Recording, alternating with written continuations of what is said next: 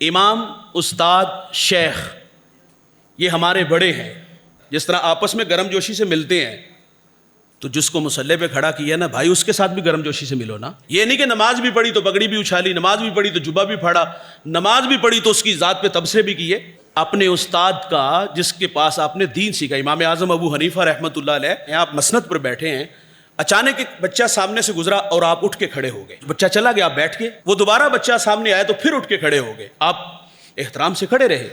وہ بچہ چلا گیا، دوبارہ پھر آیا تو پھر کھڑے ہو گئے. تو جو شاگرد تھے انہوں نے کہا استاد جی یہ 2-3 دفعہ ہم نے دیکھا، اس بچے کو دیکھ کے آپ کیوں کھڑے ہوئے؟ تو آپ فرماتے ہیں کہ وہ میرے استاد کا بیٹا تھا جس سے میں نے دین سیکھا ہے. وہ تو استاد کے بچوں کا بھی احترام کرتے تھے. امام ابو یوسف رحمۃ اللہ علیہ، آپ مسجد کی طرف جا رہے ہیں اور ہارون رشید جو ہے اپنے محل کی کھڑکی میں منظر کیا دیکھتا ہے، امام ابو یوسف مسجد میں داخل ہوئے، 2 بچے پیچھے ہیں جو شاگرد ہیں.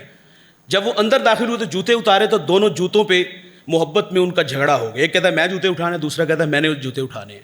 تو پھر دونوں نے مشورہ کیا کہ ہم کپڑا بچھاتے ہیں، جوتے اس میں رکھتے ہیں، ایک طرف سے آپ پکڑ لینا، دوسری طرف سے میں پکڑ لوں گا. وہاں ہارون رشید نے ٹھنڈی آ بھری.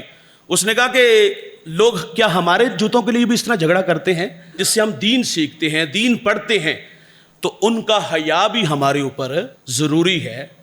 تو اپنے بڑوں کا احترام کیا جائے.